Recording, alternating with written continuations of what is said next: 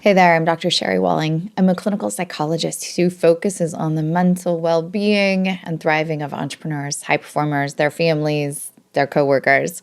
I kind of live at the intersection of mental well-being and business. And one of the things that I want to talk about today is some of my feelings of frustration or gentle criticism of traditional therapy. And I want to begin by saying that if you or someone you love is struggling, you are experiencing depression, you're lonely, you need some help in your couple's relationship, by all means, participate in therapy, find a good therapist, commit yourself to the process. It is extraordinarily helpful and valuable for you to have a highly trained, neutral observer who is helping give you feedback in your life about ways that you can improve or be healthier, or really helping you work through some deep, painful experiences, trauma, divorce, disruption. So I don't want a gentle criticism to discourage anyone from participating in therapy because, again, I believe in it. I am a therapist. I have trained for years. I have trained therapists. I've been sort of on every part of the process, and it is really an important institution and way of people receiving care and working towards growth in their lives. Yes, therapy, pro-therapy. But there are a few things that really kind of bug me about the way that psychotherapy is carried out currently in the US. And I felt like it's some things that I wanted to speak to because I don't know that people are necessarily thinking about how to be a savvy consumer of psychotherapeutic services. It is a professional service. It is a business that people are running, and they're offering a service, and you want to make sure that you are getting good service and service that really serves you. So one of the things that I get worried about when it comes to therapy is that it tends toward a very pathologizing model of conceptualizing or understanding what's going on with someone. And psychologists, psychotherapists are kind of an interesting breed in the sense that many of us come up through a medical model. We use medical coding and we receive reimbursement through insurance companies.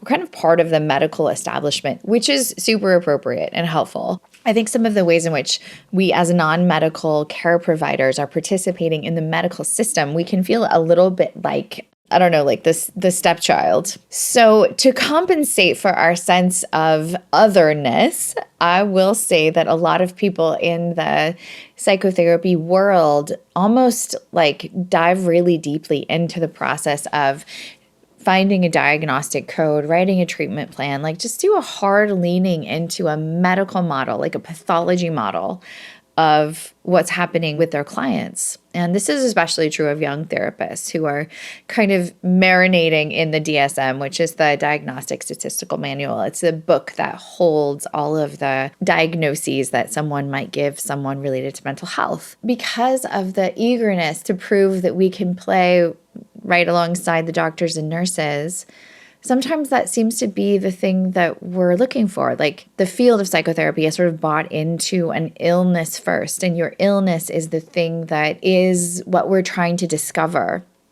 rather than the strengths that people have, or rather than a growth-oriented model. And I hear this kind of out in the real world when I meet people and they're eager to tell me about their diagnoses, right? I am ASD with a side of ADHD, and like there's just this alphabet soup that can happen. And I'm really, in favor of us using whatever language we need to and is helpful for us to explain ourselves and help us to get along in the world. So again, none of these things are inherently wrong, but I think it's helpful for people who are participating in therapy to recognize that the therapist is looking for their pathology. That's what they're kind of oriented toward. So I find it to be really helpful and useful to flip that model on its head and spend a lot of time looking for strengths, a lot of time looking for the parts of someone that we don't want to inhibit, but we want to make bigger. We want to help shine brighter. We want them to be better able to utilize in their lives. And I think the coaching work that I do with entrepreneurs and high performers, people don't want to be told that they're broken. They want to find ways to live really well in the world in which they find themselves. And so orienting towards pathology doesn't always serve that goal very effectively. Another criticism that I have of traditional therapy, frankly, it just takes too long. Those of you who followed my work for any period of time know that I am very interested in the use of psychedelic-supported psychotherapy, and the primary reason for that is because it's faster. It helps people get to a place of growth that is both embodied, like living in their bodies, and insight-oriented, so living in their minds. And psychotherapy, traditional psychotherapy, really addresses the cognitive or the conceptual piece of how we see the world. Doesn't do much for the physiological ways in which our body holds our hurts or has encoded our patterns. But psychotherapy can take a long time for change to be effected. And it's not anybody's fault. Even a really good therapist, especially actually a good therapist, is going to go slow and really open up a foundation. We don't want to be fast and sloppy when we are working on the frameworks of our personhood. We want to be careful and diligent. But, I think especially for people who are really suffering, the course of therapy just takes too long. Many of you may know that I lost my brother to suicide in 2019, and he had been in treatment for about 18 months prior to his death. And the kind of treatment that was available to him, once a week for an hour, it just wasn't intense enough, and it wasn't fast enough, and it wasn't effective enough. And so that's where I am a bit agitative about how long traditional talk therapy takes. The third thing that I struggle with related to traditional psychotherapy is really a product of being in the middle of a therapeutic process, but in the raising awareness about pathology, it can shine a light on all of your hurts. And this is, again, not a bad thing. It's helpful to know where the hurts lie, where you've been injured by the dynamic with your parents, or feeling inferior to your siblings, or that first early heartbreak really left scars on you. It's really important to know where those hurts are. But I think when people are in the midst of therapy and they are really aware of the map of hurt, they can almost be like hypersensitive or hyper aware. I hear the phrase a lot in the culture around me, like, oh, it's just triggering for me. That kind of language is triggering, or that kind of reminder is triggering. And I came up as a therapist in the PTSD world, and I understand what triggers are. Triggers are an experience, an exposure to something that just catapults you back to a traumatic experience where your mind and your body are feeling as if the trauma is happening again. So the hyper, or the overuse of that term, basically the fragility to something that is upsetting, is just not a sustainable way to walk in the world. And I think that therapists run the risk of, again, giving people kind of this detailed map of every hurt that they have, and how all of those hurts are exacerbated by the relationships that we're in, and the lives that we're in, and the jobs that we're in, and the challenges that we have in our world. And the map of the hurts is not sufficient. The map of the hurts just means that we walk around hyper aware of all of our hurt all the time, and that we are sensitive, and that we are fragile. The point in knowing what has hurt you is in developing resilience. It's developing the skills to navigate those hurts, to address them, to be present to them without getting body snatched into an earlier version of yourself. So be really careful with being in a therapeutic process where the clinician is really oriented towards empathizing with everything that's wrong and solidifying your hurts into monuments that you must traverse around in your life. Your hurts should ease. Your hurts should become more accessible, not less. You should have more bandwidth to tolerate difficult conversations or difficult interactions with people in your family, not an urgency of saying, this is triggering me or this is upsetting me, and I just need to throw up a boundary and go. Obviously, this is all with some moderation, but this kind of brings me to my fourth point, which is, if not done well, therapy can really make people very selfish, like really validating your unique individual experience without placing it in a larger context of your relationships and your responsibilities to the people around you. It can put you very much in the center of your world. And yes, of course you are. And your reality is the reality that matters to your life. But we want to engage in healing that does more than give us empathy for ourselves. We want to have an abundance of empathy for ourselves so that we can also have empathy for others. So that it doesn't stop with us, with our healing, but that our healing kind of leaks over into our relationships and we have more bandwidth, more kindness. So again, when we work with psychotherapists who are a bit immature in their frameworks, what they might aim to do is really help their clients feel heard and validated.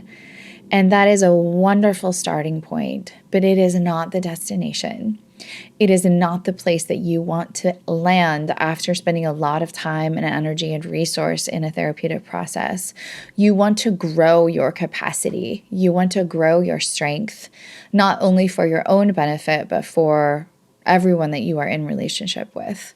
So you being more committed to seeing the world the way that you see it might feel better to you, but it is not functionally better for you or for the world. There are obviously limits to what I'm saying. I do believe that people need to have boundaries and be able to stick up for themselves and, free themselves from pathological relationship patterns. But we want to do that on purpose. We want to do it because we see the playing field of our lives really clearly, not because we are so grounded in our own perception and perspective that we force everything around us to adhere to that. So, obviously I'm feeling a little critical of some psychotherapy processes. I think the last thing that I will say that I feel sometimes hesitant or frustrated about around the process of psychotherapy is I struggle a bit with the blank slate phenomenon. In a therapeutic process, traditionally or generally speaking, the therapist is fairly separate. They have a pretty firm boundary between their personal lives, who they are, and the clients that they serve. And there are many, many very good reasons for this. If nothing else, that the time in therapy is about the client. It is not about the therapist. It's not about the therapist talking about their life or catching the client up on, the details of happenings and goings on. That's super not appropriate for lots of reasons. But I think increasingly for me, I want to be mentored and developed by people who have been in the arena, who have done the things that I want to do, who have lived some life, who have raised kids, who have written books, who have been present in the world, not just in an academic or intellectual way. Sometimes I've seen people try to lead or mentor others in a therapeutic way in things that they just don't have a lived experience of. And we can go too far from this. I do think that clinicians, coaches, consultants can be very effective at helping people work through things that they haven't been through. It's not that the person who you're working with needs to have all of the life experiences that you have, but at least for me, I just want people who have more than an academic or intellectual knowing of what it means to be human, who have really done their work. And in most traditional therapeutic relationships, it's sort of hard to know if the clinician has really done their work. So that's a thing that we just want to pay really close attention to and make sure that we're opening our hearts and minds to people who are really worthy of holding them with us, not just people who went to school. And again, I went to a lot of schools, so I get it. I understand how much discipline and learning and development happens in a graduate program in psychology. And I don't disparage that. In fact, I also don't trust people who don't go to school. So I'm just critical either way. But the point is that when you enter a therapeutic process, be clear about what you want the outcomes to be, what you want to feel different, how you want to show up differently in your life, and do your best to have a feedback loop or to communicate with the person that you're working with so that they are really aligned in those goals, that they are reflecting your relationship values, they're reflecting your entrepreneurial or creative values. They are not just pouring flames and fuel on all of your hurts and making you feel, frankly, sort of justified in your maybe questionable behavior. Any kind of personal growth and development is going to be challenging.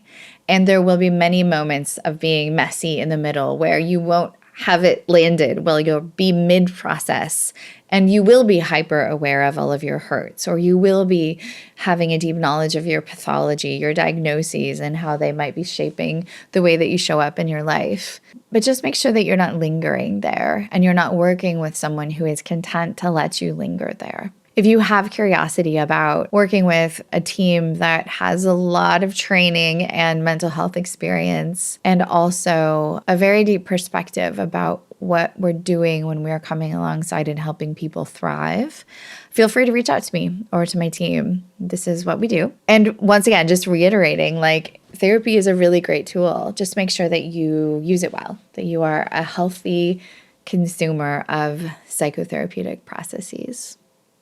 All right, thanks so much for watching, listening, participating, and take good care.